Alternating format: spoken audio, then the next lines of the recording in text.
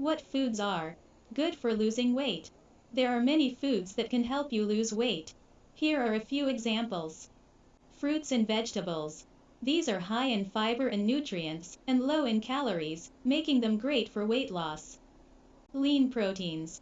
Foods like chicken, fish, and tofu are high in protein and can help keep you feeling full and satisfied. Whole grains. Whole grains like brown rice and quinoa are high in fiber and nutrients, and can help keep you feeling full and satisfied. Legumes. Beans, lentils, and chickpeas are high in protein and fiber, and can help keep you feeling full and satisfied. Nuts and seeds. These are high in healthy fats, protein, and fiber, and can help keep you feeling full and satisfied. It's also important to pay attention to portion sizes and to make sure you're getting a balanced diet.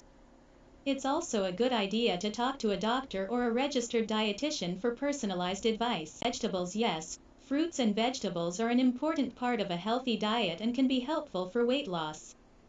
They are high in fiber and nutrients, and low in calories, making them a great choice for weight loss. Some examples of fruits and vegetable. Read more details, check the My Bio link and check the My description. Subscribe to the My channel.